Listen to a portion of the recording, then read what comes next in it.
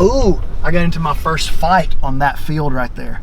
This dude knocked my new Charlotte Hornets hat off in the dirt. And then he picked it up and he filled it with sand.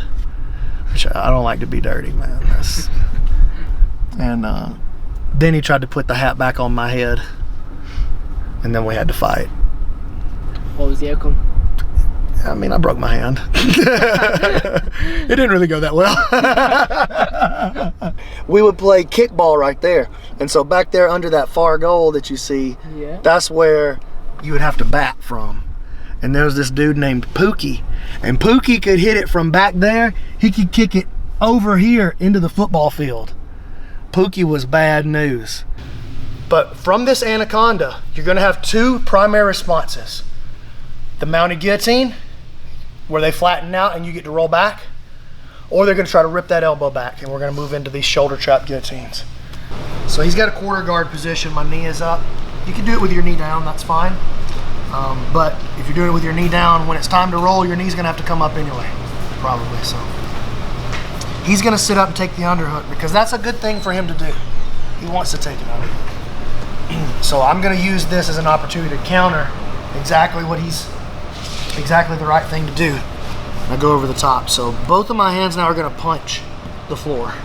Okay, that's super important. I'm not gonna grab his head. I'm just gonna punch the floor. And now from here, I'm gonna lay all of my weight on his head. I'm gonna try to touch my shoulder to the ground right here.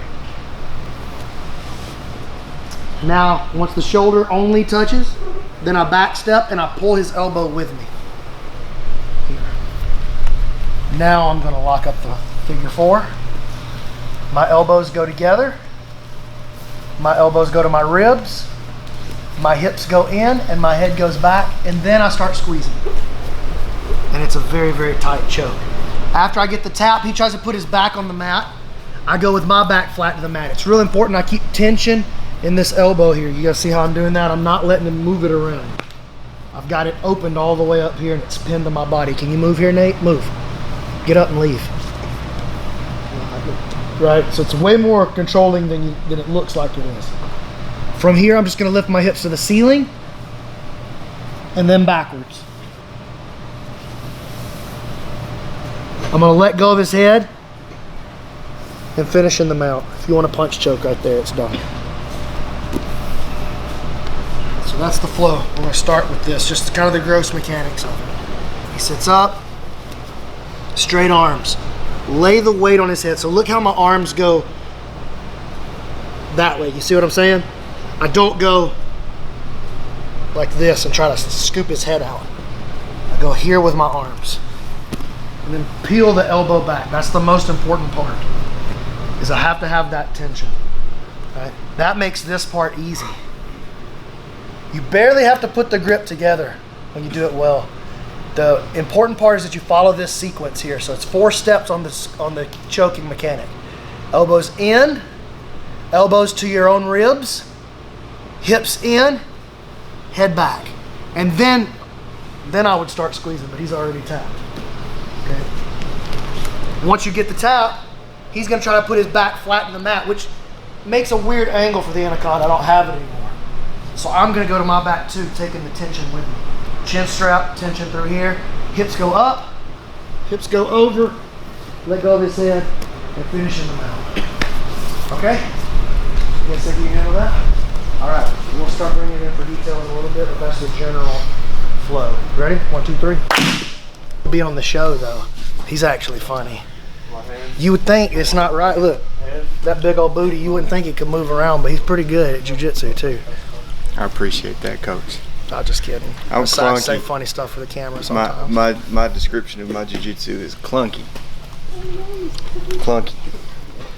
You know how like a garbage truck can just run through whatever it wants to, but it's just big and clunky. And full of garbage. And full of garbage. That's me. That's actually a pretty solid description. That's basically me, right? I'm a garbage truck of jiu-jitsu. I'd say most of your students following your lead. That's terrible. Why would you? So all these guys. This detail about opening the elbow, the whole thing is based on this. So don't fall like this and think, like pull your elbow back to your ribs and think you're gonna be able to get his arm out of there. Look, don't let me. I cannot, I can't. All right, watch the difference. When I fall this time, I fall and I peel it with me, take your arm back. You understand? That makes this easy. You feel what I'm saying? It makes that super easy. This is gonna be open the whole time. This is the most important detail for the entire month. Every class we do, every technique that we do is gonna be built on opening the elbow. Sit on your knees. Yeah, on opening the elbow, not this way, not bringing his arm across, but bringing, sit up super tall, bringing the elbow this way to compromise. Look, you see how he starts moving? He starts contorting his body because that's uncomfortable. That's the way I'm trying to take him. I want to open the elbow this direction, not across over here. Got it? Make that happen during the roll. Spangler, come here and feel it one time. Watch.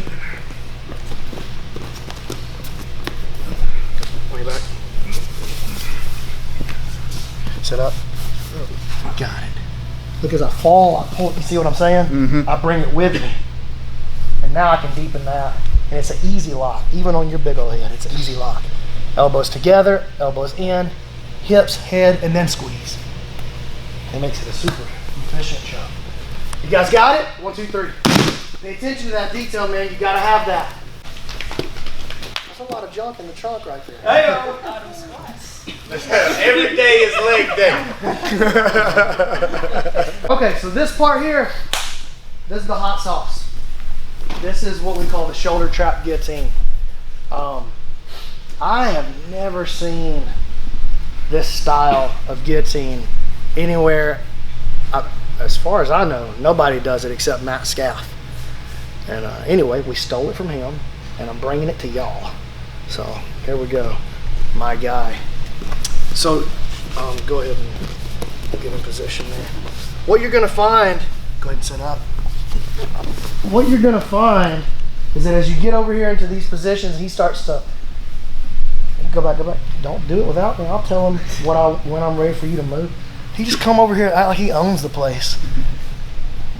He's been living that island life over there in Ireland. What were we talking about? Him wiggling around. Yes, he wiggles sometimes. Look, when I get him back here, when I feel that he wants to pull his elbow back to his ribs, that's a super common response, okay? As he does that, I'm gonna go ahead and pull it back strong. I'm gonna follow him with my leg. And I'm gonna lay the weight of my leg on the back of his elbow, and I'm gonna open it back up, and I'm gonna punch my hand deep. So come around and look on this side. He's about to die. I don't have long, you better hurry. He's smothering in there for sure. You see why it's called a shoulder trap guillotine? Now from here, I just pull my leg like a hamstring curl towards my face, and I drive my I drive my belly into the back of his head. And then I can do any manner of grip that I want on this side. There's a lot of bad things happening right there. You dead? Just a minute,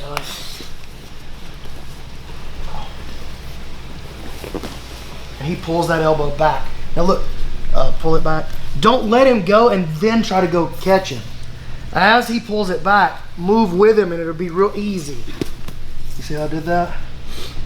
And now, whatever grip you want, it really doesn't matter. Just curl that leg towards your butt and drive your belly towards his head. And you never even get to squeeze at all. Let me try somebody else so you don't die. Thank you. Okay, Poncho. You're using the hips. You're gonna find out, my guy. That's why I want.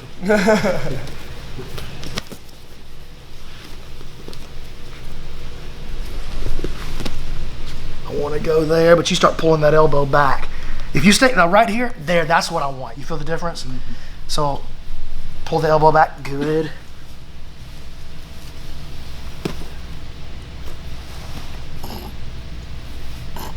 Yeah. Terrible. And you can kind of grip it however you want at that point. Wait, come back. There's gonna be a actually, just give me this. Give me your chin right there. All right. So as he pulls back, he's also gonna feel a lot of times like he can turn to his knees right here, which is true. Keep going. As he turns to his knees, I mean, he just hangs himself. This is where Keith, I'm gonna loosen it up right there, but this is where Keith does his drop the hammer guillotine. My hand is way down here because I'm trying to be loose on him, but I would want my fingers up here. This is where we drop the hammer right there. And then you can kind of let him do what he wants to do from there. He can even pass to the side completely, whatever he wants to do. It's not gonna, I mean, he's just gonna die if I squeeze it at all. So, Alan, where's that one? Alan Michael. He got a haircut. Oh, there he goes. He got a haircut. He looks like a juvenile. He does look like a juvenile. He's like a yellow belt, bro. Same thing. Now don't be a dead fish on. He's gonna pull that elbow back. Perfect. React. You see how it traps? And now it's just disgusting. That's nasty. Disgusting. You want one? Yes. Just go to your knees right here.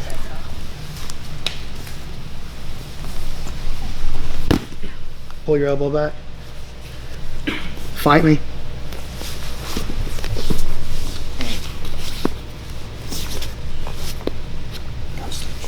You ain't a man if you don't sleep. Oh, well, he's gonna sleep for sure. Got full exposure to his neck. That's nasty though, man. Super nasty. You guys like that? All right. Listen. Tell him that hurts way worse than you think it hurts. It's way worse than you think it is just looking at it. So be nice to your friends. Ready? 1, 2, 3. So I make the move on him here. He peels back and I follow him. And now he turns towards his knees. As he turns towards his knees, watch. This hand now is gonna come in, upside down. I'm gonna make an S grip. And I'm gonna put my elbow on his back. And now whatever he wants to do from here, keep playing. Wherever he wants to go from here. Even if he goes to his back, watch. You step over and finish. So this is what Keith calls dropping the hammer. And this is his move here. So I'm just copy and pasting for you guys. As this comes back and he turns to his knees, we drop the hammer on him right there. And now, regardless of where he wants to go, if he tries to pass to either side, then he sleeps himself. Yeah, he didn't want to stay there. Go back, go back, go back. And if he tries to run to his back to escape it, then we shift our weight up and turn to the mount. Same thing. All right, you guys think you can handle that one? Ready? 1, 2, 3. All right. So I'm gonna have this position, and then we're gonna go live. But we're gonna try not to be fast or strong, okay? Flexible will be okay for right now, but not too much. Just try to be technically perfect. So just move around here. So try to make the right reaction. We'll try not to be stronger than each other in order to do it. Go ahead.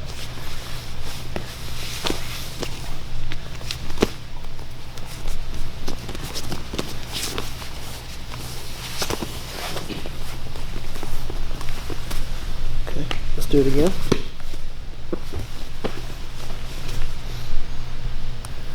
Okay, and go.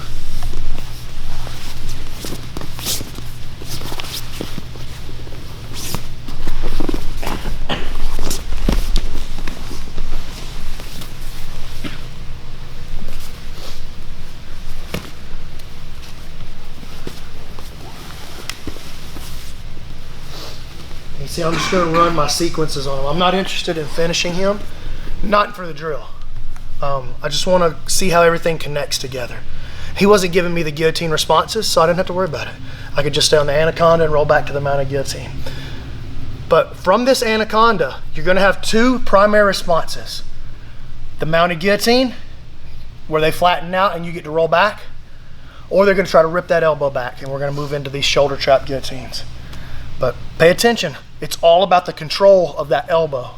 As long as I got him there, I can play this position and run him through the same loops over and over and over. All right, let's split and do some live sparring. 1, 2, 3. It's 98 degrees out here. It says it on the sign. What's that in Celsius? Nobody knows what that is in Celsius. This is America, bro. So speak Alabama. There's never been Celsius even spoken here. Say it's around 30.